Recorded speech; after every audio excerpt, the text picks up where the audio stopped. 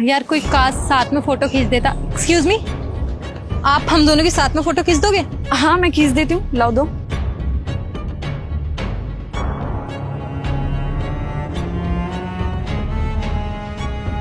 ये लो। Thank you.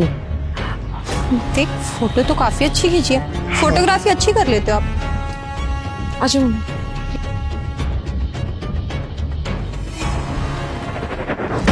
एक मिनट पकड़ियो।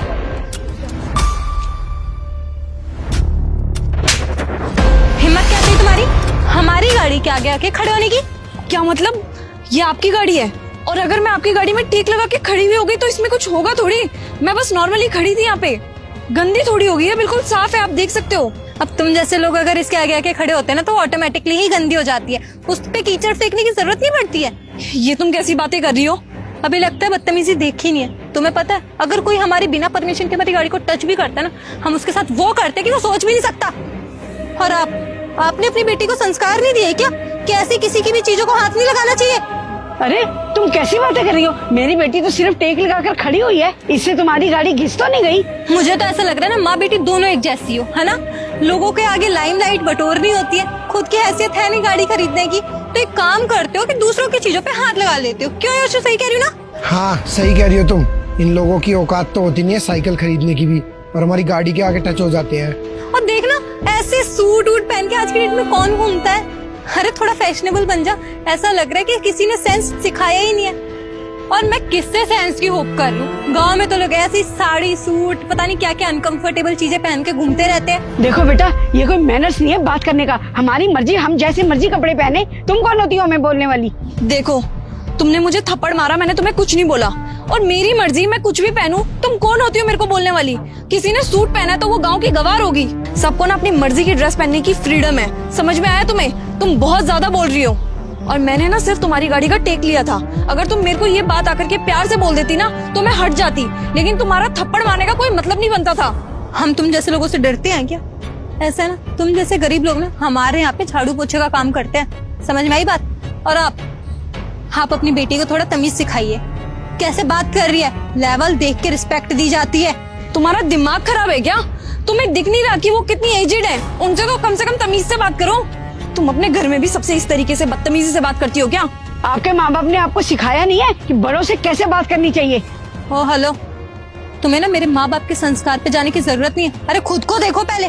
मेरे माँ बाप ने मुझे बहुत अच्छे संस्कार दिए कि कैसे इंसान से कैसे बातें करनी चाहिए। मेरे माँ बाप ने ये मुझे सिखाया हो या ना सिखाया कि छोटे बड़ों से कैसे बात की जाती है, लेकिन ये पक्का सिखाया कि कैसे लोगों से कैसे ट्रीट किया जाता है। अमीर लोगों को रिस्पेक्ट दी जाती है और तुम जैसे गरीब लोगों को जुत्ती के नीचे रखा जाता है। अरे क्या अमीरी और क्या गरीबी, ये सब तुम क्या बोल रहे हो? तुम्हें पता है, सेंस है तुम्हारे अंदर कुछ? ये मेरी बेटी भी खड़ी है, फालतू बोल रही है। इसे मैंने संस्कार दिए हैं और तुम, लगता है तुम्हारी माँ ने तुम्हें यही संस्कार दिए। जैसी तुम हो वैसी ही तुम्हारी माँ होगी। अरे ओ बुढ़िया, तुम्हारी ये हिम्मत! तुम तब से मेरे से बदतमीजी से बात कर रही थी, मैंने तुम्हें कुछ नहीं बोला, ठीक है? मैं तब से तुम्हारी बदतमीजियां सहन कर रही थी, इसका मतलब ये नहीं कि तुम मेरी मम्मी के साथ भी बदतमीजी करोगी। तुम्हें बोलने का सलीका ही नहीं है, किससे कैसे बात करनी चाहिए। मैं तुम्हारी बदतमीजियां सहन करती जा रही थी। तुम्हारी तो बदतमीजियों की कोई लिमिट ही नहीं है। तुम तो सारी हदें क्रॉस करती जा रही हो। तुमने मेरी मम्मी का हाथ कैसे पकड़ा? कभी ये बोल रही हो कि तुम्हारी गाड़ी में टेक लगने से डेंट आ जाएगा, स्क्रैच आ जाएगा, कभी मेरे कपड़ों में कमेंट कर रही हो, मुझे थप्पड़ तक मार दिया, और अब मेरी मम्मी का सीधा हाथ पकड़ लिया। मैंने सोचा तुम दोनों बच्चे हो, फोटो क्लिक कर रहे हो गाड़ी के आगे। मैंने सोचा तुम्हारी फोटो में कहीं मैं डिस्टर्बेंस क्रिएट ना कर दूं, तो इसलिए मैं चुपचाप आकर के यहाँ पे साइड में खड़ी हो गई। मेरी गलती क्या थी? तुम जो अपनी गाड़ी की मुझे दोस्त दिखा रही हो और तुम जो मेरी गाड़ी के आगे फोटो क्लिक कर रही हो, मैं भी तुम्हें वहाँ पे हटा सकती थी, थप्पड़ मार सकती थी, लेकिन मैंने तुम्हें कुछ नहीं बोला। देख रही हो अंकिता, मतलब रोड पे अगर कोई भी गाड़ी खड़ी होगी तो तुम उसे अपनी बना लोगे? अच्छा, तो तुम दोनों को लग रहा है ये मेरी गाड़ी नहीं है।